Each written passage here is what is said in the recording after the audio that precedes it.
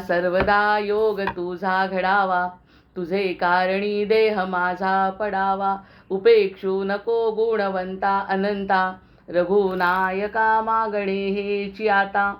हनुमंतांची कुळवल्ली राममंडपा वेला गेली, श्रीराम भक्तीने फळली, रामदास बोले या नामे. शुकासारिखे पूर्ण वैराग्य ज्याचे, वसिष्ठा परिज्ञान योगेश्वराचे. कवी वाल्मिका सारिखा मान्य ऐसा, नमस्कार माझा सद्गुरु रामदासा. जयाचा जगी जन्म नामार्थ झाला, जयाने सदा वास नामात केला. जयाच्या मुखी सर्वदा नाम कीर्ती, नमस्कार त्या ब्रह्मचैतन्य मूर्ती. नेत्राने गुरुराजमूर्ती आपुली, मी जैधवा पाहिली. तू विष्णू शिव तूच दैवत मला, तू तात तू माऊली. झाला भाव मनात या मग करू कोणास पाचारण, प्रल्हादा गुरुराजया नित तुम्हा माझे असो वंदन. ऋषिकल्पम रामभक्तं गुरुयज्ञेश्वराभिधं चतुर्वेदेश्वर प्राणं प्रणमामि पुनः पुनः. आदौ रामतपोवनादिगमनं हत्वा मृगं काञ्चनं, वैदेही हरणं जटायुमरणं सुग्रीवसम्भाषणं. वाली निर्दलनं समुद्रतरणं लङ्कापुरी दाहनं, पश्चाद् रावणकुम्भकर्णहननम् एतद्धि रामायणम्. अनेन प्रियतां देवो भगवान् जानकीपतिः, श्रीरामचन्द्र पूर्वेषाम् अस्माकं कुलदैवतं. श्रोता वक्ता श्रीराम समर्थ, जय जय रघुवीर समर्थ. कर्कटीचे जे प्रश्न आहेत ते प्रश्न आपल्या लक्षात राहत नाहीत प्रत्येक वेळी, म्हणून मागचा एक 13वा प्रश्न घेते आणि त्या प्रश्नाचं उत्तर आपण घेऊया. कारण प्रश्न आपण लिहून नाही ठेवले. प्रश्न आहे 13वा त्याचा, कोणता नेत्राधिकांना अलभ्य अशा कोणापासून प्रकाशाची उत्पत्ती झाली, हा होता प्रश्न त्यांचा 10वा. तो संपलाय. नेत्राधिकांना अलभ्य अशा कोणापासून प्रकाशाची उत्पत्ती होते हा 11वा आहे. आणि कोणता वायू अवायू आहे, कोणता शब्द अशब्द आहे, अहम आहे किंवा नाही असे काय आहे, आणि शेकडो प्रयत्नांनी काय प्राप्त आहे, प्राप्त होऊनही काहीच प्राप्त झाले नाही असे काय आहे. जर प्रयत्नांनी प्राप्त होण्यासारखे नाही तर स्वस्थ बसण्यात काय हरकत आहे. आणि केसाच्या सूक्ष्म अग्राच्या सहस्रांशा इतका कोणता अणू पर्वता एवढा स्थूल आहे, आणि पर्वता एवढा कोणता अणू केशाग्र सहस्रांशा इतका सूक्ष्म आहे. सर्व जगाचा त्याग करीत असतानाही कोणता अणू सर्व जगाला धारण करतो. हे 16 प्रश्न आहेत, 10 ते 16. आता यातला आपला 11वा झालाय. अहम म्हणजे अहंकार नाही याबद्दल पण विवेचन झालंय, म्हणजे 12वा प्रश्न झालाय. आता 13वा जो प्रश्न आहे तो 13वा प्रश्न आपण चर्चेत घेऊ. आणि 13वा जो प्रश्न आहे तो प्रत्यक्ष प्रश्न म्हणजे अहम आहे किंवा नाही असे काय आहे. थोडंसं रिव्हिजनची गरज का बरं आहे, कारण 2-3 प्रश्न सारखेच आहेत. आतापर्यंत जे विचारले गेले ते 2-3 प्रश्नांची उत्तरं साधारण एकसारखी येत आहेत. आता हा जो 13वा प्रश्न विचारलाय त्यांनी तो अहम म्हणजे अहंकार नाही याबद्दल आपली जी चर्चा झाली. आपल्याला अहंकार म्हणजे अहम वाटतो. अहंकार म्हणजे मी एखादाच राग केला किंवा मी स्वतःबद्दलच काही विशेष बोलण्याचा प्रयत्न केला, म्हणजे मी आणि मी हा प्रश्न जर बोलायचा प्रयत्न केला तर आपल्याला तो अहंकार वाटतो. अहंकार म्हणजे अहम वाटतो. प्रत्यक्षात तो अहम नाही आहे, तो फक्त आपला विचार आहे. जो विचार करतो तो अहम आहे. त्याचा अहंकार आहे की त्याची शरणागती आहे तो नंतरचा भाग आहे. अहंकार आहे की शरणागती, आलं का लक्षात? हे अहंकार आहे की शरणागती हा नंतरचा भाग आहे. ते अहमचेच 2 भाग आहेत. पण आपण प्रत्येक वेळी आतापर्यंत जो विचार करतो तो अहंकार म्हणजे वाईट गोष्ट सोडणे. म्हणजे माझ्यामध्ये अहंकार आहे, माझ्या बुद्धीचा अहंकार आहे, माझ्या पैशाचा अहंकार आहे, माझ्या कुटुंबाचा आहे, ह्या जो विचार करतो तोच अहम वाटतो आपल्याला. परमार्थामध्ये योग वसिष्ठासाठी जर विचार केला, अगदी सनातन आहे ना योग वसिष्ठ. योग वसिष्ठ म्हणजे रामांना उपदेश आहे. त्यामुळे राम सनातनाचा अंश अगदी सुरुवातीचा, त्रेता नंतर आले कृष्ण आणि त्यानंतरचे सगळे. पण ह्या सगळ्या गोष्टी शिकवत असताना त्यांना जे सांगायचं आहे तर आपल्याला जो प्रश्न पडला जो आत्तापर्यंत होता की अहंकार म्हणजे मी, तर तो अहंकार सोडणं तसं सोपं आहे. मग अहंकार म्हणजे मी जर असेल तर ते सोडणं सोपं नाही का? मी जे वाईट विचार करते ते सोडून द्यायचे मोठ्यांनी सांगितलं त्याप्रमाणे. पण ते सोडणं म्हणजे अहम नाही, अहम त्याच्यापेक्षा वेगळा आहे, यासाठी गोपीगीत सगळ्यात चांगलं उत्तर आहे की अहंभाव सोडलेल्या गोपी, अहंकार सोडलेल्या गोपी होत्याच. जसा सत्संगामध्ये येऊन आपण अहंकार सोडतो, पण नुसता अहंकार सोडून चालत नाही. तर अहम काय आहे ते आता सांगा म्हणतात. अहमचे अहंकार आणि शरणागती हे दोन भाग आहे. म्हणजे शरण जाणारा दास आणि अहंकार करणारा दुष्ट सुद्धा सारखेच आहे, जोपर्यंत अहम समजत नाही. जय जय रघुवीर. मी प्रयत्न करते या गोष्टी स्पष्ट करण्याचा. बघा, अहम आहे किंवा नाही असे काय आहे, अहम आहे किंवा नाही असं काय आहे, हा जो प्रश्न विचारलाय त्यावरती तो परमात्माच. बापरे, पहिल्या शब्दातच उत्तर मिळालं. तो परमात्मा. सुमनताई म्हणतात आहे तो परमात्मा. अहम, अहम म्हणजे परमात्मा. इथे तर आपण अगदी शांत होऊन जायला पाहिजे आता, की अहम म्हणजे परमात्मा. योग वसिष्ठामध्ये सांगितलं आहे. मग तर मानायला पाहिजे, कृतज्ञ मी, कृतार्थ मी, भगवंत हृदयस्थ आहे, विचारा इतकं देखणं काही नाही. हे सगळे महावाक्य आहेत, अगदी साधे वाक्य आहेत, म्हणायला सोपे, पण अतिशय अतिशय कठीण, अतिशय दुर्लभ, अतिशय दुर्मिळ. अजून काय बोलू त्याच्यावर. आपण आहोतच हे मानायला आपल्याला इतका त्रास. आपण जे नाही ते मानायला आपण पटकन मानतो. जे मी नाही, मी जो देह नाही तो मानायला पटकन तयार. त्याच्यावरती पूर्वजन्माचे संस्कार. आईच्या पोटातून बाहेर पडल्याबरोबर मी म्हणजे कोण हे त्याला माहिती होतं, असं त्याला वाटतं. तोच अहंकार आहे. जन्माला आल्याबरोबर इथे किती मोठा धाक आहे आपल्याला आता, की समर्थ म्हणतात आहे खूप खोल. समर्थ म्हणण्यापेक्षा सगळे संत आपल्याला म्हणतात आहे खूप खोल जायचं आहे तुम्हाला. तो परमात्माच सर्वांच्या ठिकाणी. आता काय राहिलं उरलं शिल्लक. अहंभाव कसा येणार, अहंकार कसा येणार, जर तो परमात्मा सर्वांच्या ठिकाणी अहम रूपाने आहे. तो परमात्मा सगळ्यांच्या ठिकाणी अहम रूपाने आहे. मग त्याला आत्माराम म्हणतात. आपल्या मनुष्य योनीमध्ये आपण आलो आहे, त्यामुळे आत्माराम. प्रत्यक्षामध्ये ते चैतन्य, किडा मुंगीमध्ये ते चैतन्य, आणि संपूर्ण ब्रह्मांडामध्ये चर अचर वस्तूंमध्ये सामावलेलं ते आहे तत्व. आणि त्याच तत्वाचा मी अंश आहे. बाकी सगळं खोटं आहे. जय जय रघुवीर समर्थ. त्या अंशाचा मी त्या तत्वाचं मी अंश आहे. एक खूपच मोठी गोष्ट आज एका शब्दात कळली, म्हणून आपण मागच्याच मला वाटतं थांबलो होतो. कारण कोणता वायूमध्ये कोणता अशब्द आहे याबद्दल आपण थांबलो.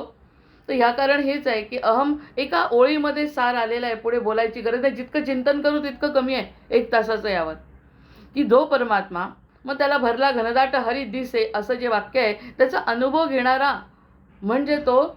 आता एक गोष्ट सांगू का. एक गोष्ट जर यासाठी सांगितली तर अतिशय लवकर समजेल ही संकल्पना की मनुष्य जन्म किती महत्त्वाचा आहे. आणि गोष्टी रूपात जर सांगितलं ना तर आपल्याला ते खूप आवडतं. आपल्याला स्वभाव तसा लहान बालकासारखाच आपला स्वभाव आहे. किती मोठं झालं, 70 वर्षाचं झालं, 80 वर्षाचं झालं तरी गोष्ट फार आवडते. तर ही गोष्ट सांगण्यामध्ये त्यांनी सांगितलं, यमलोकामध्ये जिवंत माणूस. कल्पना करू, यमलोकामध्ये जिवंत माणूस ही कल्पना केली आहे. यमलोकात जिवंत कोणी, नचिकेता गेला, पण ते सुद्धा वेदांतच झाला. प्रत्यक्ष सर्वसाधारण माणूस, सर्वसाधारण अगदी आपल्यासारखा माणूस जर यमलोकात गेला तर काय होईल. तर ती कथा आहे. एक हत्ती मेला आणि तो मेल्यानंतर यमपुरीमध्ये गेला. हत्ती गेला, यमपुरीमध्ये गेला. यमराजांनी त्याला विचारलं. काय विचारलं त्याला. इतका मोठा आणि बलवान हत्ती असून तू मनुष्य लोकातून काहीच कमाई करून आणली नाही. इतका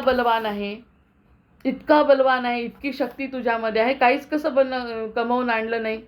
तर हत्ती काय म्हणाला त्याच्यावर. हत्ती म्हणाला, महाराज मी काय कमाई करणार. इथेच तर आपलं आयुष्य समजतं किती महत्त्वाचं आहे. तो म्हणतो मी काय कमाई करणार. मनुष्य जर माझ्यापेक्षाही मोठा आहे, मनुष्य तर माझ्यापेक्षा मोठा आहे, तरीही कंगालासारखा तर येतो तुमच्याकडे, अतिशय कंगाल आणि दरिद्री अवस्थेमध्ये तुमच्याकडे. तो मला काय बोलता. मी तरी त्यामानाने क्षुद्र योनीत जन्माला आलोय. नाही म्हटलं तरी यमराज म्हणाले, मनुष्य मोठा कसा. यमराजांनी प्रश्न, म्हणजे आपलं कौतुक सुरू आहे. यमराजांनी प्रश्न विचारला, मनुष्य मोठा कसा. हा जर विचार केला तर आपल्या जीवनातले क्षुल्लक संकट आपल्याला वाटणार नाही, कारण लक्ष आपल्याला आपल्या मोठ्यापणाकडे सिद्ध करायचं आहे, असं त्यांना समजावून सांगायचं आहे या ठिकाणी. तर मनुष्य मोठा कसा, तो तर तुझ्या पायापेक्षाही लहान दिसतो. मनुष्य तू तर शेपटीचा एक फटका दिला त्या माणसाला, शेपटीचा एक फटका, पायाचा नाही, शेपटीचा एक फटका दिला तर मनुष्य 4 गटांगळ्या खातो आणि तुझी सोंड 10 माणसांना उचलून वर फेकू शकते. म्हणजे कौतुक चाललंय हत्तीचं. मनुष्याला घोडा, उंट मोठे, तू तू लहान. मग हत्ती म्हणाला, मनुष्य हत्ती, घोडा, उंट आणखी सगळ्यांच्या मानाने लहान आहे आणि तू त्याला मोठा कसा म्हणतो. तो म्हणतो, महाराज तुम्हाला कळत कसं नाही. नाही महाराज, तरी मनुष्य माझ्यापेक्षा मोठा आहे. कारण कितीही मोठ्या गोष्टी सांगितल्या, आणि तो म्हणतो, हत्ती म्हणाला, नाही तरी कितीही मोठ्या गोष्टी सांगितल्या तरी हत्ती दाद देत नाही. त्याला खूप सांगून पाहतो की अरे तुला गजेंद्र मोक्षामध्ये तुला असं झालं, त्याच्यानंतर तुझं असं आहे, तू किती मोठा आहे, तुझं मुख जे आहे ते गणपतीला, अशा कितीतरी गोष्टी गणपतीच्या मोठेपणाच्या म्हणजे हत्तीच्या मोठेपणाच्या यमराजांनी सांगायचा प्रयत्न केला. पण या हत्तीला काही पटेना. तो म्हणाला, महाराज आपण येथे तर मेलेला, तो म्हणतो, हत्ती म्हणाला, महाराज तुम्ही येथे मेलेले लोक आणता की नाही सगळे, त्यामुळे असं घडतंय म्हणे. मेलेले आणण्यापेक्षा एखादा जिवंत मनुष्य आणून पहा. जसा एखाद्या वेळेस तरी प्रयत्न करा आणि जिवंत मनुष्य आणून बघा आणि मग बघा म्हणे तुम्हाला मनुष्याची किंमत काय आहे ते कळेल. जिवंत मनुष्य आणून बघा. महाराज आपल्या इथे तर मेलेले मनुष्य येतात, एखादा जिवंत माणूस भेटला तर कळेल त्याची ताकद काय. मला काय म्हणता सारखे मी मोठा आहे, मला माहिती आहे तो किती मोठा आहे. तुम्ही एकदा जिवंत आणून बघा यमलोकात. यमलोकात एखादा, मग आपल्या नचिकेतानी पूर्ण उपनिषद नचिकेतावरती, तर ते वेदांताचं सोडा, सर्वसाधारण मनुष्य ज्याला स्वतःच्या देहबुद्धीच आहे, फक्त अहमबुद्धी आहे, असा माणूस आणा म्हणे तुम्ही, आणि मग तुम्हाला कळेल. यमराजांनी, अर्थातच ही गोष्ट आपल्याला सिद्ध करायची आहे प्रत्येकाला. ही काही साधी गोष्ट नाही, आपण गप्पा करायला बसलेले नाही आहे नुसत्या. त्यामुळे ही गोष्ट सिद्ध करणे त्यांना आवश्यक आहे. मग त्यांनी म्हटलं की तुम्ही कसंही करा, आणि यमराजांनी सांगितलं की त्याला तुम्ही घेऊन या. यमदूतांना सांगितलं, आदेश द्या, एखादा जिवंत मनुष्य पकडून आणा. अवैध मार्गाने एखादा मनुष्य घेऊन या. वैध मार्ग कोणता? मेल्यानंतर आत्मा वर जातो. या ठिकाणी जिवंतपणीच तो देहासकट त्याला घेऊन या म्हणे वर. यमदूत पृथ्वीवर गेले. त्यांनी पाहिले की एक तरुण शेतकरी आहे, रात्री आपल्या खाटेवर खाट टाकून झोपलाय.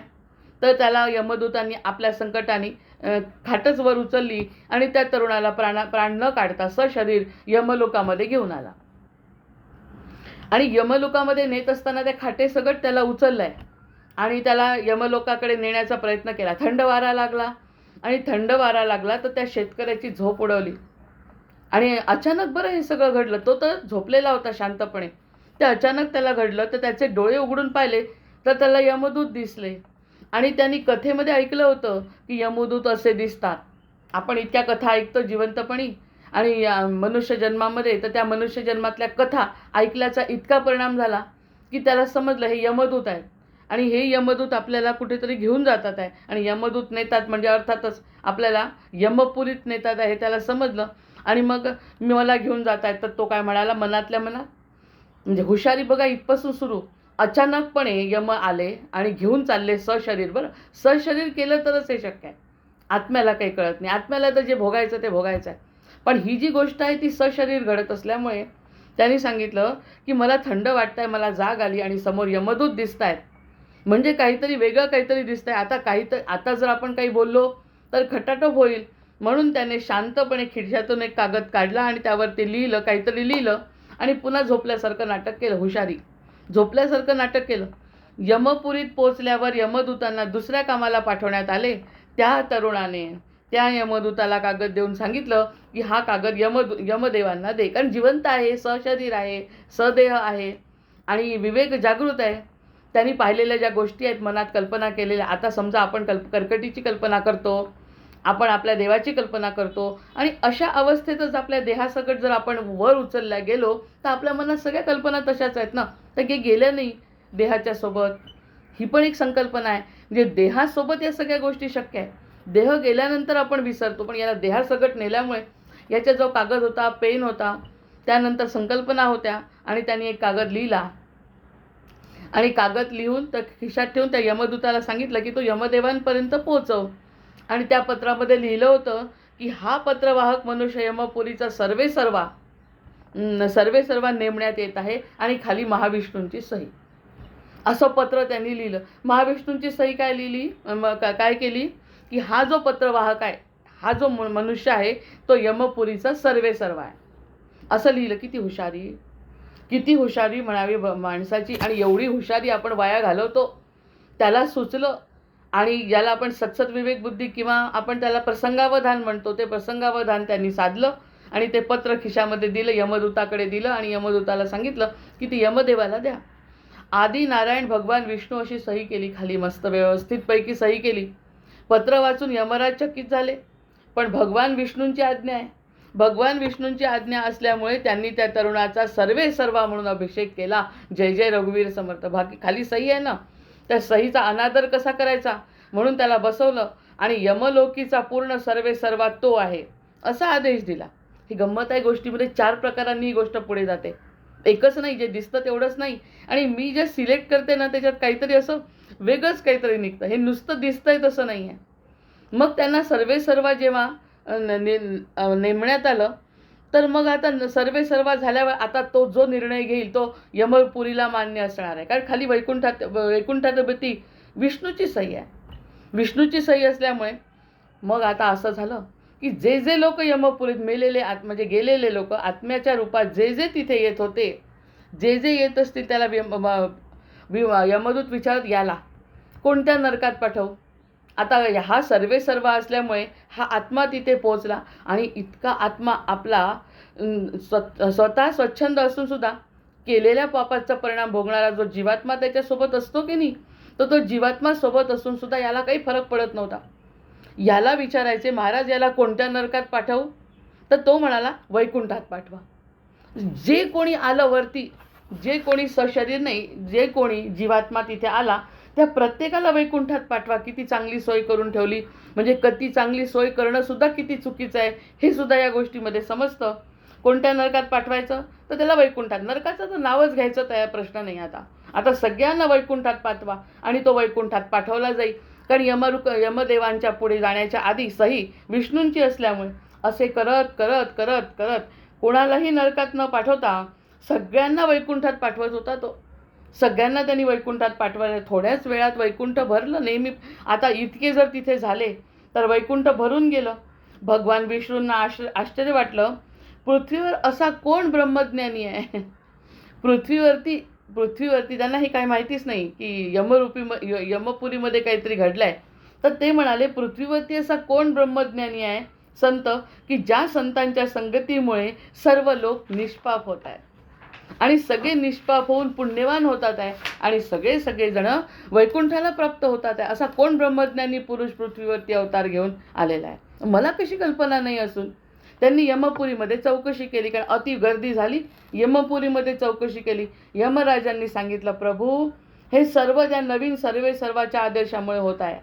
जो नवीन सर्वेसर्वा आलाय तुमच्या सहीनी, तुमचा सही आणि शिक्का तो घेऊन आलाय, त्याच्यामुळे हे सगळं होत आहे ना. या नवीन सर्वेसर्वाच्या आदेशामुळे. तो म्हणतोय की भगवान स्वतः यमपुरीत आले. अरे धक्कादायक आहे हे सगळं. मोठी गोष्ट आहे. मी थोडक्यात सांगते. भगवान यमपुरीमध्ये आले आणि म्हणाले, असा कोण आहे बाबा सर्वेसर्वा, मी तर काही कोणाला पाठवलं नाही. भगवान स्वतः यमपुरीत आले. यमराज म्हणाले, प्रभू ज्याला आपणच पाठवलं आहे. भगवान म्हणाले, मी तर कुणालाही पाठवलं नाही. पत्र दाखवलं. पत्र पाहून भगवान म्हणाले, नाव माझं आहे पण पत्र मी लिहिलं नाही आहे. नाव तर माझंच आहे की वैकुंठापती श्री भगवान विष्णू, पण नाव माझं असून सुद्धा सही माझी नाही. हे तुम्हाला कळलं नाही का? ही सही माझी नाही हो. त्या तरुणाला बोलवून विचारलं, तू माझं खोटं का नाव लिहिलं? त्या तरुणानं बोलवून तरुण नम्रपणे म्हणाला की प्रभू हात पाय सर्व तुमच्या शक्तीने चालतात. तुम्ही माझ्या हृदयात वस्ती करता. आता भगवंत हृदयस्थ आहे हे जर मी म्हणत असेल आणि त्याचा उपयोग जर मी अनकॉन्शियस माइंडमध्ये जर केला नाही तर त्या शब्दांचा उपयोग काय? म्हणजे अनुर्वाच्य समास आला या ठिकाणी समर्थांचा. जर मी भगवंत हृदयस्थ आहे म्हणते, जर मी कृतज्ञ आहे, मी कृतार्थ आहे असं जर म्हणत असेल आणि झोपेमध्ये जर माझ्यावरती काही आघात झाला आणि मी जर तो प्रकार विसरला तर काय उपयोग आहे माझ्या या पोपटपट्टीचा? तोच मला प्रश्न पडला या ठिकाणी. तर तो प्रश्नाचं उत्तर त्यांनी याच्यात सांगितलं, भगवंता तुम्हीच म्हणता तुम्ही चराचरामध्ये वस्ती करता, तुम्ही हात पाय सर्व तुमच्या शक्तीने चालतात, प्रत्येकाच्या हृदयात तुम्ही आहात असे तुम्ही सांगितले. मग मी जे केले ते तुमच्याच प्रेरणेने झाले. तो पुढे म्हणाला, रामायणातही लिहिलं आहे. माझ्या मनात तर मी मानतो की विष्णू माझ्या मनात आहे. रामायणात तुम्हीच म्हणाले होते, उमादास जोशित की नाही, सबही नचावत राम गोसाई, जय सियाराम जय जय सियाराम. हे तुम्ही गोसावी चरित्रामध्ये मी ऐकलंय की सगळ्यांच्या प्रेरणेच्या मागे तुम्ही असतात. आता ही जी प्रेरणा झाली मला ती तुमच्यामुळे झाली. आता कोणाला तोंडघशी पाडणं कसं असतं ते असं आपल्या बुद्धीने त्यांनी जागृत केलं आणि त्यांना सांगितलं विष्णूंना. आता विष्णूंना जर असं म्हटलं आणि त्यांना अवैध मार्गाने तिथे आणल्यामुळे दोष या मनुष्याचा नाहीच आहे. आणि मनुष्य अतिशय जागृत आहे. हा जो मनुष्य आहे शेतकरी खाटेवरती झोपलेला, तो जागृत मनुष्य आहे. अशी जागृती आपल्याला सतत मिळाली पाहिजे. असं जागृत कोणत्या क्षणी काय वेळ येईल सांगता येत नाही. आणि त्या जागृत अचेतन अवस्थेमध्ये सुद्धा आपण जागृत राहिलं पाहिजे. तर काय घडतं हे त्याचं ज्वलंत उदाहरण आहे. कारण आपल्याला नुसता मृत ग्रंथ वाचण्यात अर्थ नाही आहे. आपल्याला त्यातून काहीतरी मिळवायचं. उमादास जोशित की नाही, सबही नचावत राम गोसावी असं म्हटलंय तुम्ही. आणि गीतेतही तुम्ही म्हटलं म्हणे. गीतेत काय म्हटलं तुम्ही की मीच सर्वांचा प्रेरक आहे, मीच सर्व जीवांना भरण पोषण करतो. त्यानंतर हे जे महाभारताचं युद्ध आहे ते सगळं मी जाणतो. या सगळ्यांचा परिणाम मी जाणतो. सर्वे सर्वा मीच आहे. महाभारत काही कौरव पांडवात न घडता हे मीच घडवलेलं आहे हे तुम्ही सांगता ना. मग असं असताना मला तुमची प्रेरणा झाली आणि मी सगळ्यांना वैकुंठात पाठवलं, तर काय चुकलं माझं? तर भगवान म्हणाले, ठीक आहे, पण तू त्या सर्व पाप्यांना वैकुंठात का पाठवलं? अरे ते पापी आहेत ना. नम्र झाले भगवान नम्र झाले. कारण की असं उत्तर दिलंय, कारण तुमच्या नावानी मी सत्य धारण केलं आहे, तुमच्या नावानी मी धर्म धारण केला आहे, तुमच्या नावानी मी या सगळ्या वाईट क्रिया तर केल्याच नाही. काही ज्या काही केल्या त्या सगळ्यांना मुक्ती देण्याच्याच क्रिया केल्या. तुमचाच गुण आहे हा, तुम्ही मला डावलू शकत नाही. भगवंत निशब्द झाले. आणि भगवंत निशब्द झाले तर ते म्हणाले, अरे बाबा हे पापी आहेत, पाप्यांना कसं काय तू वैकुंठात पाठवतो? तर तरुण काय म्हणाला त्याच्यावर माहिती आहे? तरुण म्हणाला, प्रभू मला शिक्षा देण्यासाठी इथे नेमलाय. प्रभू मला शिक्षा देण्यासाठी नेमलं होतं.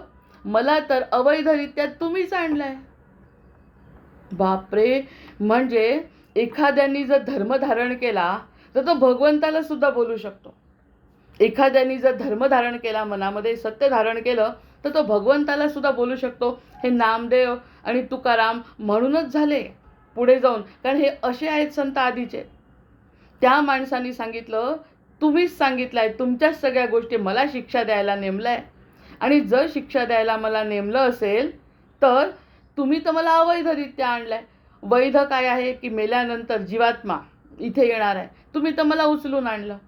मग मी कोणता मेलेला आहे? मी तर जिवंत आहे. त्यामुळे जिवंत असल्यामुळे माझी पुण्याई आहे, म्हणून मी या ठिकाणी उभा आहे आणि मी सर्वे सर्वा झालो आहे. हे तुम्हीच केलं आहे. मला अवैधरित्या तुम्ही केलं आहे. ही खुर्ची, हे स्थान किती दिवस राहील मला माहीत नाही. कारण आता हेही मला जाणवत आहे आता की हे जे स्थान आहे, ही जी माझ्या हातामध्ये सत्ता आहे, ते किती दिवस, कारण आता तुम्ही आले म्हणजे माझी सत्ता जाणार हे मला माहिती आहे. अवैधरित्या मी पोहोचलो हे मी जाणतो. तुम्ही कोण आहात हे मी जाणतो. अहम ब्रह्मास्मी आणि तत्वमसी, तुम्ही कोण आहे, सगळे ब्रह्मवाक्य या ठिकाणी आलेले आहे. तुम्ही कोण आहे हे मी जाणता. आता मी कोण आहे हे मी जाणतो. माझी मर्यादा मी जाणतो. कोणत्या क्षणी माझं हे अधिकार काढून घेण्यात येतील मला माहिती आहे. खुर्ची हातात आलेली आहे, माझ्या हातामध्ये खुर्ची आली आहे. मग खुर्ची आल्यावर इतरांचं भलं करावं हे तुम्हीच तर शिकवलं आहे. जर खुर्ची हातात असेल, माझ्या सत्ता हातात असेल, मी जर सर्वासर्वे आहे, माझ्या शब्दांना जर मान आहे, तर मीच सगळं करणार आहे. आणि मी वाईट का करावं कुणाचं? त्यांचं पाप त्यांच्याजवळ. मला जर अधिकार दिला तर मी त्यांचं भलंच करणार. म्हणजे देवापेक्षाही उत्तम समजतोय स्वतःला की देव तरी कर्माचं फळ देतो, मी कर्माचं फळ देणार नाही. पण कर्माचं फळ द्यावं हा नियम आहे. त्यामुळे विष्णूसुद्धा घाबरून गेले आणि विष्णूंनी म्हटलं, किती दिवस राहील मी माहिती नाही, म्हणून जास्तीत जास्त भलं काम करून टाकलं म्हणतो मी. इथे गोष्ट संपत नाही. आज तर मला वाटतं या गोष्टीतच आपल्याला एक महत्त्वाचं रहस्य सापडणार आहे. मग भगवान हसून म्हणाले, आता त्याला समजलं की हा अतिशय चतुर आहे. इतका चतुर आहे की त्या चतुराई पुढे मला नतमस्तक होण्याशिवाय पर्याय नाही. कारण तो माझं नाव घेतोय. माझ्या नावानी जो तो लीला करतोय ना, त्या लीलेला धारण केली आहे त्यांनी. मी जे भगवद्गीतेत करणार आहे, जे रामायणामध्ये घडणार आहे, ते सगळं यांनी धारण केलं आहे आधीच. ह्यामुळे राम घडले आहेत, यामुळे कृष्ण घडले, किंवा हे सांगण्यासाठी हे जे शास्त्र आहे. आणि असं शास्त्र ज्यांनी वाचलं असे राम पुढे धर्म म्हणून स्थापित झाले. जय जय रघुवीर समर्थ. बरं, भगवान हसून त्याला म्हणाले, ठीक आहे, हे सगळं तू मानतो, ठीक आहे, आता मी त्यांना पुन्हा नरकात पाठवतो. आता तेवढं तर मी करू शकतो. चुकीचे लोक तू पाठवून ठेवले आणि चुकीचे लोक पाठवल्यावर आता मी नरकात, कारण माझी सत्ता आहे रे बाबा. शेवटी तू काय थोड्या दिवसासाठी चुकून माकून झालेला, अवैधरित्या वर आलेला, चुकून माकून झालेला जीव आहे, हे तर तू मानतो. आता मी जे वैकुंठात गेले त्यांना मी म्हणे परत नरकात पाठवतो, कारण त्यांचं पाप आहे. आणि त्यांचं पाप असल्यामुळे. तर तरुण काय म्हणाला त्याच्यावरती तरुण म्हणाला, काय म्हणाला असेल आपण सुद्धा कल्पना करू शकतो, कारण तो जागृत आहे. त्यांनी म्हटलं, प्रभू, वैकुंठात आल्यावर पुन्हा नरकात पाठवले तर तुमच्या दर्शनाचा काय महिमा राहील? तुमच्याकडे येऊन स्वर्गामध्ये पोहोचून जीवांना इथपर्यंत आणून यमपुरीमध्ये आणून तुमची सही आणि शिक्का मिळाल्यानंतर मी आज्ञा केली आहे की नाही? मी तर काही माझ्या स्वतःची आज्ञा इथे चालू शकते का? खाली माझ्या पृथ्वीवर माझं चालत नाही तर इथे चालणार आहे हे मला माहिती नाही का? तर तुमचं नाव जाईल हो. मग प्रभू वैकुंठात आल्यावर पुन्हा नरकात पाठवलं तर तुमच्या दर्शनाचा काय महिमा आहे? भगवान म्हणाले, बरं ठीक आहे, हे सुद्धा मला पटलं, कारण की तू सगळं पटण्यासारखंच बोलतोय ना. तू जे बोलतोय ते सत्य बोलतोय आणि ते सत्य बोलण्यासाठी आधार तू माझाच घेतलाय. आणि तुला जे इथे आणलं ते माझ्याच लोकांनी आणलंय. तू काही स्वतःहून आलेला नाही. नचिकेतासारखा तो नचिकेता जो गेला तो वडिलांचा प्रश्न विचारण्यासाठी वेदांत झाला पुढे. आता तू जो आलाय तो अवैधरित्या आल्यामुळे तुझे प्रश्न आणि प्रश्नांच्या शिवाय तर मनुष्य जीवन असत नाही. आणि जेव्हा जेव्हा जागृत मनुष्य प्रश्न विचारतो तेव्हा तेव्हा तो स्वतःसोबत इतरांचं सुद्धा भलं करतो. जय जय रघुवीर समर्थ. हो, तुझं पटलं की वैकुंठामध्ये तो आला आणि वैकुंठामध्ये आला आणि त्याला जर पुन्हा नरकात पाठवलं तर माझी काय महिमा राहील की वैकुंठातला व्यक्ती पाठवतो, नरकात जायची काही गरजच नाही जो नरकात गेला. मग पण तू, बरं, ते भगवान म्हणाले, ती ठीक आहे, त्यांना मी नरकात पाठवत नाही, पण तू जिवंत आहे की नाही, तू पृथ्वीवर जा. तू जिवंत आहे की नाही, तू तरी किती 4 प्रकार झाले. आता आपल्या जो वेळ कमी असतो, या प्रत्येक 4 प्रकारांचं विश्लेषण आपण करू शकतो. पण आपण चिंतन करू, चिंतनातून आपण काहीतरी प्रश्न मिळवू. तर ते म्हणाले, बरं ठीक आहे, ते त्यांना नरकात पण नाही पाठवत, म्हणजे त्यांच्या नरकात जे आहे ते नरकात नाही पाठवत, त्यांना जिथे वैकुंठात आहे तिथे राहू दे. पण आता तू तरी जा, कारण की तू आता इतकं करून ठेवलं आहे, आता तुला तरी निदान पृथ्वीवरती जावं लागेल. आता तर तो स्वतः तर हालतच नाही जागचा आता, कारण तो इतकं लोकांचं बरं, ते पुढे मी नाही बोलत, त्यांच्याच शब्दात सांगते. तरुण म्हणाला, प्रभू, एक तर मुळात मी यमपुरीत आलो आहे, ते तुम्ही आणलंय. इतक्या लोकांचं कल्याण मी निरपेक्षपणे केलं. भगवंत हृदयस्थ इथे खांदोखांदी तुम्ही बसले आहात. मी कुणाचंही वाईट केलेलं नाही. वाईट करू शकत होतो, मी त्यांना नरकात पाठवू शकत होतो, माझे अधिकार होते माझ्या ह्याच्यात, तर तुम्ही माझ्यासमोर लवकर आले पण नसते. जर मी त्यांना नरकात पाठवून दिलं असतं तर नरक भरायला वेळ लागला असता. एखाद दोन नेहमीप्रमाणे भरले असते आणि मग तुम्ही काय माझ्याजवळ येत नव्हते. पण मी इतकं फटाफट पाठवलं, काहीही हो, माझं काहीही हो, पण या लोकांना मी नरकात नाही पाठवणार, मी वैकुंठात पाठवणार. एवढं निरपेक्ष कल्याण मी केलं. पुढे मला माहिती नाही की यमलोकामध्ये किंवा विष्णू लोकामध्ये मला कोणती शिक्षा होईल मला माहीत नसताना मी उत्तम कल्याण केलं हे तुम्ही जाणता. तुमच्याजवळच पाठवलं की नाही. तरुण म्हणाला, इतक्या लोकांचं कल्याण मी निरपेक्षपणे केलं. मी पृथ्वीवरती पण काहीतरी चांगलं केलं असेल म्हणून यमपुरीत मी असा येऊन सर्वेसर्वा झालो. तुम्ही अवैधरित्या आणलं तर तुमचा प्रश्न आहे, पण माझं काहीतरी पुण्य असेल म्हणूनच मी इथे सर्वेसर्वा झालो की नाही. बरं, सर्वेसर्वा झाल्यानंतर त्या बलिराजासारखा मी काही कोणावर अन्याय केला नाही. पृथ्वीवरती जे राजे अन्याय करतात तसा अन्याय मी केलेला नाही कोणावरती. उलट त्याच्या पद्धतीने त्याचं पाप असो त्याचं पुण्य असो प्रत्येकाला मी वैकुंठात पाठवलं आहे. माझा काय दोष? आणि मला सर्वेसर्वा केल्यानंतर मी अतिशय उत्तम काम केलं, जे अतिशय सत्कार्य केलं आहे. आणि आता तर अशी परिस्थिती आलेली आहे की उत्तम कार्य झालेलं आहे याची पावती म्हणजे तुम्ही प्रत्यक्ष मला भेटायला आलेले आहे. जय जय रघुवीर समर्थ. अरे, कोण आहे हा असं म्हटलं आणि तुम्ही माझ्यासमोर जर उभे राहिले, मग माझ्यासारखा भाग्यवान मीच आहे. आणि मला आता जर तुम्ही पृथ्वीवरती पाठवलं तर प्रत्यक्ष दर्शन घेऊन मृत्यूलोक. जय जय रघुवीर समर्थ. प्रत्यक्ष दर्शन घेऊन मृत्यूलोक. किती खाचखळगे आहेत या गोष्टीमध्ये. एक तर अवैधरित्या आणला हा तुमचा प्रश्न आहे, त्यानंतर इथे मी सर्वेसर्वा माझ्या प्रसंगावधान राखून झालो तुमची सही केली. बरं, सही केली आणि सहीचा दुरुपयोग केला का?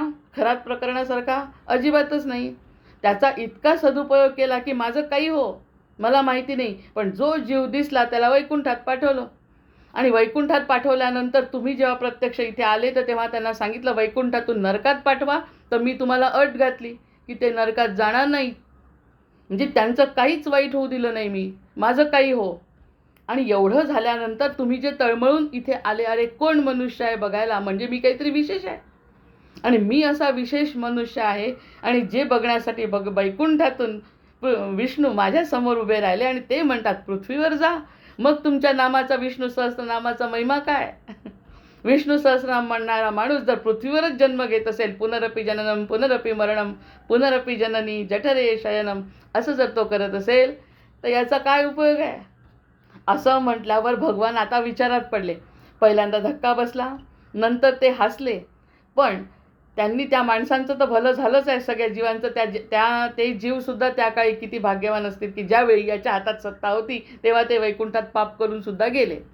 आता प्रकृतीचा महिमा कळावा असं म्हणत असताना प्रकृतीमध्ये असं पण घडत असतं आपल्या पुण्यानी आपण अचानकपणे एखादा सर्वेसर्वा मिळतो आणि आपण वैकुंठात जातो. असं सुद्धा घडू शकतं आपल्यासाठी. भगवंत स्वतः तसं अवैध मनुष्य तिथे नेऊन बसवतात. किती किती बोलू याच्यावरती, मला चर्चेला संपत नाही आहे ही गोष्ट. नंतर मग तुमच्या दर्शनाचा महिमा जाईल हो. तुमच्या दर्शनाचा महिमा झाल्यावर मग भगवान विचारात पडले. आता बाकी विचारात पडले, म्हणाले तू पृथ्वीवर जायचं नाही म्हणतो, आता ते इलाजच नाही, ढकलून देणार आहे का त्याला? आता नाही ढकलू. धर्म धारण केला, सत्य धारण केलं, तुमचं नाव धारण केलं, भगवंत हृदयस्थ आहे हे नाव धारण केलं आहे मी. आणि मी जागृत आहे, मुख्य म्हणजे माझा विवेक जागृत आहे. मी असे नका शेतकरी, पण मला तुम्हाला अवैध मार्गाने आणावं लागलं, त्यानंतर मी कल्याण केलं. हे सगळ्या गोष्टी असल्यानंतर भगवंतांना विचारात पडणं भाग आहे. अशी जागृती आपली जोपर्यंत होत नाही तोपर्यंत आपलं कल्याण होत नाही. मग ते विचारात पडले, म्हणाले अरे तू पृथ्वीवर जायचं नाही म्हणतो, तर मग तर नको, ठीक आहे, तू पद सोड, तू जे पद घेतलं ते सोड आणि माझ्यासोबत वैकुंठात चल. तरुण म्हणाला. तरुण त्याच्यावरती अजूनही त्याची ट्विस्ट संपलीच नाही कथेतली. तरुण काय म्हणाला, पद सोडतो, पद एका अटीवर सोडतो म्हणे, कारण तुम्ही दिलाय ना, मी एक अट घालतो, मी एकटा नाही येणार म्हणे वैकुंठात. आता अरे यायला मिळतं की नाही माहिती नव्हतं बरं त्याच्या बुद्धीला. त्यांनी अतिशय उत्तम कल्याण करत, म्हणजे जे माझ्या हातात आहे त्याच्यात त्यांनी भलं करायचं ठरवलं. त्याचा परिणाम असा झाला की तो अट टाकतोय भगवंतावर आणि भगवंताला म्हणतो मी एकटा नाही येणार. ज्या हत्तीमुळे मी इथे आलो हत्तीला विसरलो होता आपण. त्या हत्तीने सांगितलं ना, एक तरुण माणूस आणून पहा, एक जिवंत माणूस आणून पहा, तुमची महिमा कळेल. त्या हत्तीला सुद्धा मला न्यायचं आहे म्हणे. म्हणजे तो विसरला नाही की कुणी माझ्यावरती उपकार केले, कोणी मला नेलं, कोण माझा मार्ग. इथे सद्गुरू नाही आले, कोणी काही नाही आलं अजूनपर्यंत त्याची सत्सत विवेक बुद्धी म्हणजेच सद्गुरू आहेत. ब्रह्मानंदम परमसुखदम केवलम ज्ञानमूर्तीम द्वंद्वातीतम गगनसदृशम तत्त्वमस्यादिलक्ष्यम एकम नित्यम विमलमचलम सर्वधी साक्षीभूतम भावातीतम त्रिगुणरहितम सद्गुरूं तन्नमामि. ही जी त्रिगुणरहित अवस्था त्याची झाली तेच सद्गुरू आहेत. अजून सद्गुरूंचं पदार्पण झालेलं नाही अशी अवस्था आहे. म्हणजे रामांना सांगणाऱ्या ह्या गोष्टी आहेत सगळ्या. मग असं म्हटलं की ज्या हत्तीमुळे मी इथे आलो त्या हत्तीला मी सोडू नाही शकत. त्यांनीच म्हटलं की नाही की जिवंत मनुष्य आणून बघा, आणि तुम्ही ते ऐकलं तर वैकुंठात येण्यासाठी माझ्यासोबत त्याला सुद्धा परवानगी द्या. आता हे जर नाटक असतं तर त्या नाटकामध्ये कलाकारांनी किती सुंदर काम केलं असतं. भगवान म्हणाले हत्ती तू पण चल. यातून कोणाला तरी लक्षात आलं का काय घडलंय ते? हत्ती म्हणाले, हत्तीनी सोंड उचलली. हत्तीनी सोंड वर करून यमराजांना म्हटलं जय श्रीराम. म्हणजे त्याला जे म्हणायचं असेल ते हत्तीनी सोंड वर उचलली.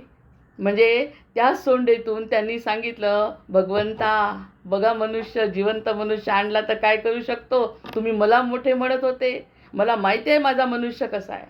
आणि त्या मनुष्यानी स्वतःचा उद्धार केला, हजारो लोकांचा उद्धार केला आणि मला सुद्धा नेतोय, तो मला सुद्धा विसरला नाही.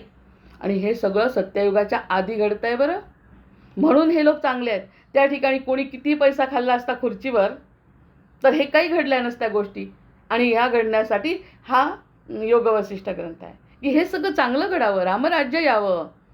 आणि या रामराज्यामध्ये कुणीही खात नाही. अवैधरित्या नेला तरी सुद्धा त्यातून कल्याणच झालेलं आहे. इथे अवैधरित्या काय करतात, ह्या ग्रंथाचा अर्थ वाचणे, ह्या ग्रंथाला समजवणे हे या भोंदू लोकांना समजेल का? प्रत्येक ठिकाणी हत्तीसुद्धा स्वार्थी नाही, मनुष्यसुद्धा स्वार्थी नाही, मनुष्य वैकुंठात पोचला तरी सुद्धा स्वार्थी नाही. आणि म्हणून भगवान विष्णू हसतात आहे, म्हणून हसतात आहे. या 5 टप्प्यांमध्ये ही जी गोष्ट आहे त्याचा पूर्ण योगवसिष्ठाचा सारांश आहे. आणि या ठिकाणी रामांनी काय म्हटलं आहे, ब्रह्मनिष्ठ आत्मनिष्ठ माझ्या भक्ताला त्याचं एक दिवस वेगळं विवेचन करीन. किती नावं दिली आहेत त्यांनी आत्मनिष्ठ भक्ताला, रामांनी दिलेली नावं आपण रामांनी केलेलं वर्णन सांगते. मग भगवान म्हणाले हत्ती तू चल, तर हत्तीने सोंड उचलली आणि सोंड उचलून हसत मिश्किल स्वरामध्ये आणि यमराजांना म्हटलं, यमराजा म्हटलं होतं की नाही तुम्हाला, आणा एखादा जिवंत. आणि काय पाहिलंत ना जिवंत मनुष्याची कमाल. मग असं म्हटलं मनुष्याच्या आत असंख्य क्षमता आहे. याचं एक थोडक्यात उदाहरण म्हणजे मनुष्याच्या आत असंख्य क्षमता आहे. तो स्वतःच्या सद्गुणांनी स्वर्ग मिळवू शकतो, त्याहूनही पुढे जाऊ शकतो. मनुष्याला परमात्म्याचा साक्षात्कार करून जिवंतपणे मुक्त होण्याची क्षमता आहे. ते बीजामध्ये जसं एक बीज आपण रोवतो त्या ठिकाणी आम्रवृक्ष तयार होतो. आम्रवृक्षाला अनंत आंबे लागतात आणि ते जे अमृत फळ चाकतात लोक, तो परोपकार करतो. इतकी क्षमता जशी त्या बीजामध्ये छोट्याशा आहे तशी मनुष्य जन्मामध्ये सुद्धा ती क्षमता आहे. बाकी कोणत्याही जन्मात नाही, हे हत्तीनी जाणलं. म्हणजे आपली क्षमता सांगण्यासाठी दुसऱ्या कोणाला तरी सांगावं लागतं. जसं हनुमंतांची शक्ती ते विसरले हनुमंत, तेव्हा जांबवंतांना सांगावं लागलं हनुमंत तुझ्यामध्ये समुद्र लंघण्याची क्षमता आहे. म्हणजे मनुष्याने विसरायचं आणि इतर कुणीतरी जागृत करायचं ही परंपरा आहे. पण ती परंपरा असताना लक्षात कोणती गोष्ट घेतली पाहिजे की माझ्याजवळ क्षमता आहे. ही क्षमता जोपर्यंत स्वतःची ओळखत नाही तोपर्यंत नमो नारायण तोपर्यंत नमो नारायण म्हणा आणि आपल्या आतली जी क्षमता आहे ती क्षमता ओळखा. मग आता अहम आहे आणि नाही असे काय. आता याच्यातल्या ज्या नाही त्या गोष्टी सगळ्या प्रकृती आहे आणि याच्यातल्या सगळ्या आहे त्या गोष्टी. आता ही गोष्ट प्रत्यक्ष कोणी स्वर्गात जाऊन बघितली आहे का आपण? नाही. कल्पनासुद्धा तशीच करावी ना, त्या कल्पनेतूनच माणसाचा विस्तार आहे ना. कल्पना वाईटाची करतो म्हणून आपण मनुष्य जन्माला येतो. रात्री जी कल्पना करतो तसंच आपण डोस्याचं जर पीठ भिजवलं आणि हे जर आपण विसरलो नाही, अल्झायमर झाला नाही तर रात्री जर आपण प्रकृतीचा पण अनुभव घेऊ शकतो. डोस्याचं पीठ भिजवलं, अल्झायमर नसेल, आपण जर आपलं जर डोकं शाबूत असेल तर आपण दुसऱ्या दिवशी बरोबर डोस्याचं पीठ काढतो. असं नाही होत की डोस्याचं पीठ विसरलं आणि आपण दुसरंच काहीतरी स्वयंपाक केला, असं होत नाही जोपर्यंत आपली बुद्धी शाबूत आहे.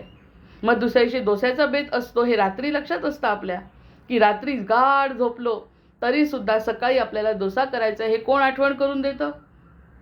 मग हे जो आहे मग ही गोष्ट जसं मेल्यानंतरसुद्धा, मृत्यूनंतरसुद्धा, मेला हा शब्द नाही, मृत्यूनंतरसुद्धा आपल्या त्या गोष्टी लक्षात राहतात की आपल्याला काय करायचं आहे.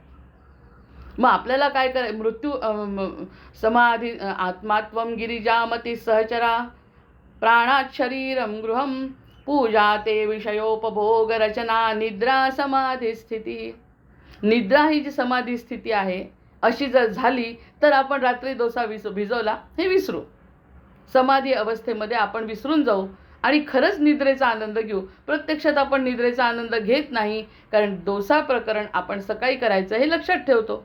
मग मृत्यूनंतर जर मागच्या संवेदना असतील तर त्या संवेदनांनीच आपला जन्म होणार आहे पुन्हा. मृत्यू ही निद्रा स्थिती आहे आणि मनुष्याचा जन्म बदलण्याची, काट टाकण्याची वेळ आहे. मग त्यावेळी मागचं सगळं आठवेल की नाही. मग याच्यामध्ये जे नाही ते जे सांकेतिक रूपाने सांगितलं आहे, प्रत्यक्षामध्ये क्षमता आहे, क्षमता आहे, क्षमता आहे. मी सत्य धारण केलं, मी धर्म धारण केला, मी सत्यालाच बोलणार, सत्यालाच बाकी सगळ्या गोष्टी माझ्यासाठी शून्य आहेत असं म्हणत जर झोपला म्हणजेच मृत्यू पावला, तर तो सत्य धारण करतो तो सत्यच होतो. जो सत्य धारण करतो तो सत्य होतो, जो असत्य धारण करतो तो सत्यापासून दूर जातो. मग या ठिकाणी संसार सोडायला नाही सांगितलं आहे. ही महिमा सांगत असताना ही एवढी मोठी क्षमता माणसामध्ये आहे हे हत्तीने पटवलं. तेच पटवलं आहे आपल्यासमोर आपल्या कर्कटीला.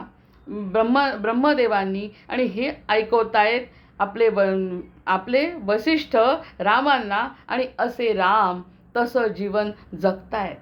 बोलत नाहीत ते, बोलणं अजिबात नाही त्यांचं, एकदाही त्यांचं निरूपण नाही, प्रवचन नाही, कोणाला बसवून सांगितलेलं नाही, त्यांनी ऐकलंय, त्यांनी श्रवण केलंय. आणि अहम आहे, मग त्यातला अहम म्हणजे मी म्हणजे ब्रह्म, मी म्हणजे ब्रह्म, तो म्हणजे ब्रह्म. आणि दोन ब्रह्म सजातीय जेव्हा एकत्र होतील तर निद्रा समाधी स्थिती. बाकीच्या ज्या गोष्टींबद्दल बोलायचं असेल ना तर योग वसिष्ठाचा आधार नाही घेता येत, भगवद्गीतेचा घेता येतो. कारण भगवद्गीतेमध्ये प्रत्यक्षामध्ये आपल्याला काय करायचं आहे, कर्म, हे सुद्धा सांगितलं आहे. हा योग आहे ना, हा योग असल्यामुळे कर्मांबद्दल चर्चा नाही आहे. पण कर्म करू नका असं म्हटलेलं नाही. जय जय रघुवीर समर्थ. कर्म करायचं, पण कर्म करत असताना योग साधण्याची प्रक्रियेवर योग वसिष्ठात भर आहे, आणि भगवद्गीतेमध्ये आपल्याला कर्मावर भर आहे, आणि रामायणामध्ये धर्मावर भर आहे. तर या तिन्ही गोष्टी जागृत ठेवून जर आपली समाधी अवस्था लागली जिवंतपणी, तर आपण ह्या माणसासारखे भगवंतांना सुद्धा चूप बसवू शकतो. तुम्हाला बोलण्याची प्राज्ञाच नाही आता माझ्या प्रेमापुढे. इतकं प्रेम आहे माझं की तुम्ही, मी जे बोलतो ते काय खोटं बोलतो, आणि मला माहिती आहे की तुम्ही कोणती शिक्षा द्याल ती मला मान्य आहे. पण भगवंत शिक्षा कशी देणार? जो सत्य धारण करतो त्यांनी अतिशय उत्तम संसार केला, त्यांनी अतिशय उत्तम गृहस्थाश्रम चालवला, त्यांनी अतिशय उत्तम कर्म केलं, पण तो विसरला नाही. म्हणूनच तर त्याला ते पत्र लिहायची आठवण झाली की आपण पत्र लिहू की मी विष्णूचा सर्वे सर्व. आपल्या मनात नाही का मी सर्वे सर्व व्हावं, इथे सगळ्या गोष्टींवरती माझी सत्ता असावी, हाच तर माझा विचार आहे. सगळ्यांवरती माझी सत्ता असावी, पण ती सत्ता आपण प्रकृतीवर ठेवण्याचा विचार करतो, आपण भगवंतावर ठेवत नाही. जर भगवंतावर श्रद्धा ठेवली आणि पत्र लिहिलं आणि ते पत्र आपल्या हृदयामध्ये जपून ठेवलं की भगवंता, करता करविता तूच आहेस, आणि असं म्हणून जर भगवंताच्या समोर आपण गेलो अनकॉन्शियसली, आणि अनकॉन्शियसली जाण्यासाठी आपल्याला तशी तपश्चर्या साधना लागते, म्हणजे संसाराला दूर करावं लागतं. संसारात दृष्टीपथातून दूर गेल्या, दृश्य निरसन झाल्याशिवाय आपल्याला भगवंताचं स्वरूप दिसत नाही. आणि हे भगवंताचं स्वरूप एकदा दिसलं की अशा प्रकारचे पत्र, अशा प्रकारच्या खोट्या सह्या, अशा प्रकारची खोटी खुर्ची आपल्याला मिळते. आणि खोटी खुर्चीच खरी आहे, कारण त्या ठिकाणी आपण कोणत्याही प्रकारचा स्वार्थ केलेला नाही. झोपेत सुद्धा स्वार्थ न करता परोपकार केला, जशी झाडं करतात, जसे पशुपक्षी नीच योनीमध्ये, तसं आपण विवेकाने जागलो तर भगवंताला प्रिय होतो. ते भगवद्गीतेमध्ये सांगितलं आहे की असा भक्त मला प्रिय आहे. यावरती बोलायला आपल्याला वेळ नाही, पण या सगळ्याचं एकत्रीकरण तर आपण या ठिकाणी निश्चित करू शकतो. म्हणजे आपण भगवंताचे प्रिय केव्हा होतो? जेव्हा आपण आपल्या समाधी स्थानामध्ये भगवंताला खरंच स्थापित करतो. जोपर्यंत भगवंताचं स्थापित आपण प्राणप्रतिष्ठा आपल्यामध्ये होत नाही, प्राण त्याचेच आहेत, प्राणस्वरूपामध्ये तो आहे, माझ्या हृदयामध्ये प्राणस्वरूपात तो आहे, पण त्याची स्थापना माझ्या हृदयामध्ये मी स्वतः केली नाही तर माझं मरण निश्चित आहे. पण आपलं मरण केव्हा शक्य नाही? जेव्हा आपण त्याची स्थापना, सत्याची स्थापना त्याच्या, मग तो इतका वेडा होतो आपल्यासाठी की तू म्हणशील तसं. जे ते वैकुंठात गेले ते गेले, त्यांना नाही वापस पाठवत, नरकातले सुद्धा. याचं कारण त्यांनी स्वतःसाठी काही मागितलं नाही. वसुधैव कुटुंबकम ही जी वृत्ती त्याच्या झोपेत सुद्धा, त्याच्या मरणानंतर सुद्धा जर जागृत असेल, तर रात्रीचं भिजवलेलं सकाळी आठवणार नसेल, तरच आपण या गोष्टीतून मुक्त होऊ शकू. म्हणजे संसार कुठे सुटत नाही. पण योग साधून आपण संसाराच्या वर भगवंताचं प्रिय झालं पाहिजे, हे वेगवेगळ्या दृष्टीने भगवंत सांगतायत. आणि भगवंतासारखा स्वार्थी या जगात कोणीच नाही. इतका स्वार्थी आहे, एकदा का त्याच्याकडे दृष्टिकटाक्ष टाकला की तो हसतो, तो म्हणतो बाकी सगळ्यांकडे दुर्लक्ष कर, आणि माझ्याकडे एकदा कटाक्ष टाकला की तुझ्या दृष्टीकडे बघून लोकांना सुद्धा तशीच भावना होईल, ह्याची मी गॅरंटी देतो. मग एकदा माझ्याकडे बघ तर खरी.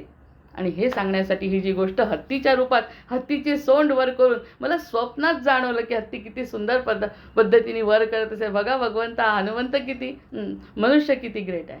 आणि अशा पद्धतीने आपण 13व्या प्रश्नाला सुरुवात केली. अहम आहे आणि नाही असे काय आहे? तो परमात्मा सर्वांच्या ठिकाणी आहे. हे माझ्या हृदयात जेव्हा स्थिर होईल, माझ्या हृदयात जेव्हा स्थिर होईल, तेव्हा भगवंत सगळीकडे दिसू लागेल. माझं कर्तव्य कर्म काहीही सुटणार नाही. हे तर मी पुन्हा पुन्हा सांगते, त्यासाठी भगवद्गीतेचे लेक्चर्स घ्यावे लागतील. भगवद्गीता हा कर्माचा भाग आहे आणि योग वसिष्ठ हा योगाचा भाग आहे. त्या योगामध्ये कर्म करत असताना किंवा नसताना आपण योग साधणं हे आपल्या मनुष्य धर्माचं सार्थक आहे.